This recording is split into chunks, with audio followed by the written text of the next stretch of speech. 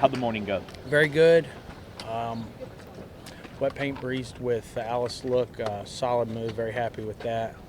I had him in 1 minute and 3/5. It was a good move. Broke off a little slow, but finished up very well. Good gallop out. Botanical was on the outside of Flashy Gem. Good move. They broke off a little bit quicker, steadier throughout. I had 1 minute and 3 on them. Actually, would have given Botanical probably 1 minute and 2/5 because she was 1.5 lengths off at the start. But overall, good moves for both.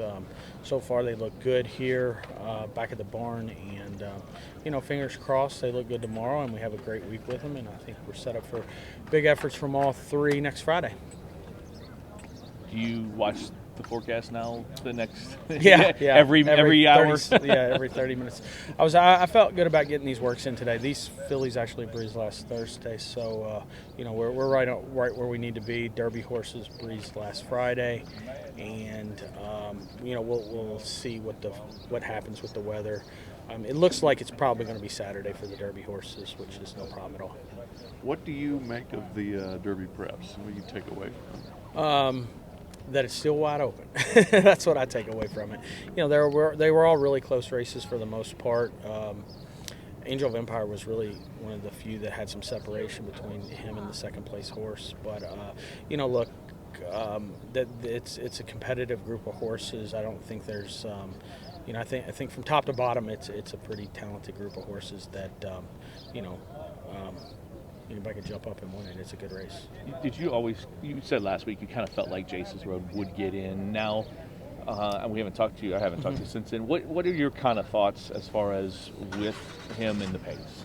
I guess we kind of got to see the post, but he'll break and go forward for sure. I think it gives him his best chance to have an opportunity to win the race. I don't know.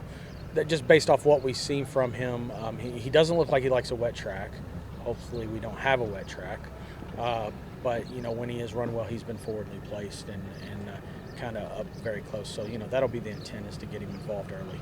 Did you see with him early on the talent? Yeah, he was a very talented horse. We sent him out first time at Alys. He showed a good bit of talent prior to his debut, and he was able to win going 3/4 and was very convincing, a convincing victory. So, you never really know till you run them, right? But he had showed enough in the mornings to give us a good bit of confidence. Got a secretary question for you. His record still stands for the Derby, Preakness, and Belmont 50 years later. What does it say about him, or what does it say about horse racing? Well, he was obviously very special. I didn't witness it personally, but he was different. He was different. Someone asked me the other day, talked about how many times he run as a 2-year-old. I think he started maybe in April of his 2-year-old season. You don't see that anymore. So I think that may have something to do with just the breed and how, if you got a colt you want to win the Kentucky Derby with, why are you running him 4.5 furlongs in April? You have to, obviously, there's a point system in place that, that's where you got to be effective in order to be one of the top 20 to get in the race. You have a few more minority owners of Jace's Road that have been announced, Rappaport and Joy Taylor. To just have people like that, notable folks outside of this industry, kind of taking an interest into what you do day in, day out. What does that mean, and specifically with Jace's Road? Yeah, no, it's cool. Obviously, they come in through the West Point banner.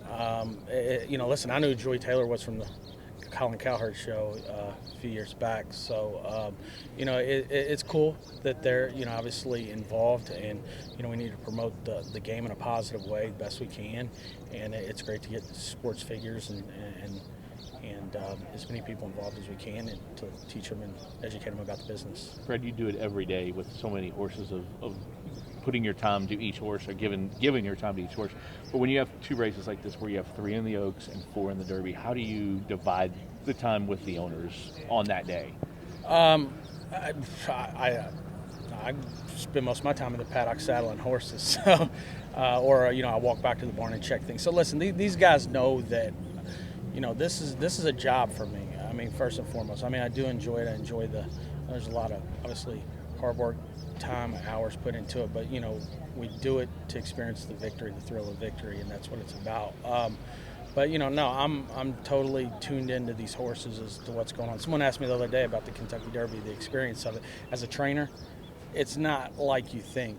For me, it's not anyway. I mean, I'm zeroed in on my horses, making sure they're not, flipping out over the drones going overhead or the planes in the crowd, and, just kind of zeroed in on the horses and making sure, they get to the paddock and get good order. So the walk is not what it's all cracked up to be for a trainer? You know what? I've done it 2 years, and I mean, it's for a trainer. If these colts can be on edge and high energy. No, I want to get it over with. Is what I want to get. I want them to get it over with, get the tack on them, get them out to the pony, and hopefully that 10 minutes goes quick and we can get them in the gate loaded. A number of horses in both races.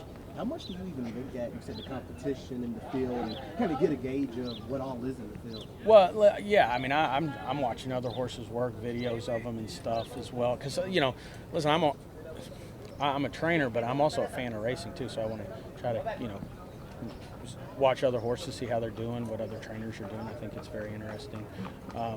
Lead up. There's no coverage of any other race in America like Kentucky Derby, so you kind of get all the information you need, and it's an exciting few weeks leading up. Kind of going back to just others getting involved in the growth of it, you mentioned yourself being a fan and wanting to watch. How have you seen horse racing kind of grow and expand? I mean, if you go to these sales, Keeneland phase of Tipton, Ocala Breeders' Sale, I mean, the market's really thriving right now. People are really jumping in, and it seems like partnerships are really big. People are stepping up and, partnering. Syndications are, definitely, play a big role in getting, smaller, I shouldn't say smaller people, but someone that just wanting to just dip their toe in the end of the pool and, see if they enjoy it and if they like it. But it's definitely the way to go. 8 minutes are up. I was verifying is kind of going under the radar a little bit. Just Not with me. Well, that's what I was as a leading question. He nearly won the bluegrass.